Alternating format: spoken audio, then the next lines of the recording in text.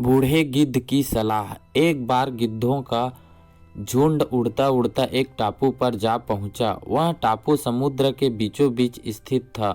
वहां ढेर सारी मछलियां, मेढक और समुद्री जीव थे। इस प्रकार गिद्धों को वहां खाने पीने को कोई कमी नहीं थी। सबसे अच्छी बात यह थी कि वहां गिद्धों का शिकार करने वाला कोई जंगली जानवर नहीं था। गिद्ध वहां बहुत खुश थे। इतना आराम का जीवन उन्होंने पहले देखा नहीं था। उस झुंड में अधिकांश गिद्ध विवश थे। वे सोचने लगे कि अब जीवन भर इसी टापू पर रहना है, यहाँ से कहीं नहीं जाना, क्योंकि इतना आरामदायक जीवन कहीं नहीं मिलेगा। लेकिन उन सबके बीच में एक बूढ़ा गिद्ध भी था। वह जब युवा गिद्धों को देखता तो चिंता में पड़ जाता। वह सोचता कि यहाँ के आरामदायक जीवन का इन युवा गिद्धों पर क्या असर पड़ेगा, क्या वास्तविक जीवन का अर्थ समझ पाएंगे। यह इनके सामने किसी प्रकार की चुनौती नहीं है। ऐसे में जब कभी मुसीबत इनके सामने आ गई तो ये कैसे उसका मुकाबला करेंगे। बहुत सोचने के बाद एक दिन बूढ़े गिद्ध ने सभी गिद्धों से सभा बुलवाई। अपनी चिंता जताते हुए वह सबसे बोला, इस टापू में रहते हुए हमें बहुत दिन हो गए हैं। मेरे विचार से अब हमें वापस उसी जंगल में चलना चाहिए जहाँ से हम आए हैं। यहाँ हम बिना चुनौती का जीवन जी रहे हैं। ऐसे में हम कभी भी मुसीबत के लिए तैयार नहीं हो पाएंगे। युवा गिद्धों ने उसकी बात सुनकर भी अनसुनी कर दी।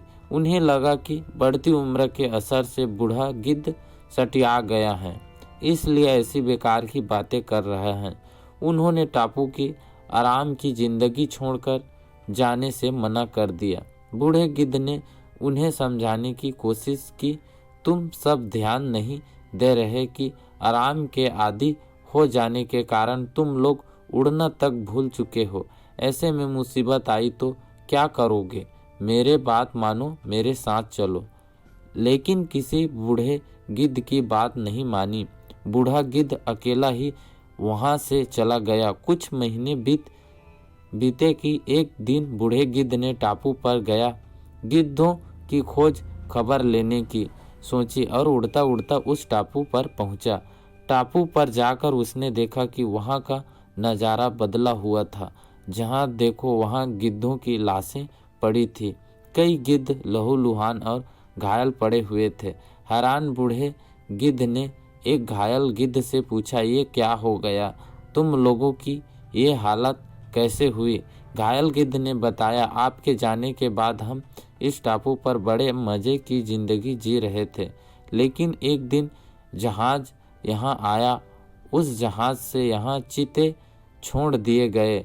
शुरू में तो उन चीतों ने हमें कुछ नहीं किया, लेकिन कुछ दिनों बाद जब उन्हें आभास हुआ कि हम उड़ना भूल चुके हैं, हमारे पंजे और नाखून इतने कमज़ोर पड़े गए हैं कि हम तो किसी पर हमला भी नहीं कर सकते और न ही अपना बचाव कर सकते हैं, तो इन्होंने हमें एक एक कर मार कर खाना शुरू कर दिया। उनके ही कारण हमारा ये हाल है। शायद आपकी बात न मानने की ये फल हमें मिला है। सीख, अक्सर कंफर्ट जोन में जाने के बाद उससे बाहर आना मुश्किल होता है। ऐसे में चुनौतियों आने पर उसका सामना कर पाना आसान नहीं होता। इसलिए कभी भी कंफर्ट जोन में जाकर खुश न हो जाए। खुद को हमेशा चुनौती देते रहे और मुसीबत के लिए तैयार रहे। जब तब आप चुनौती का सामना करते रहेंगे, आगे बढ़ते रहेंगे।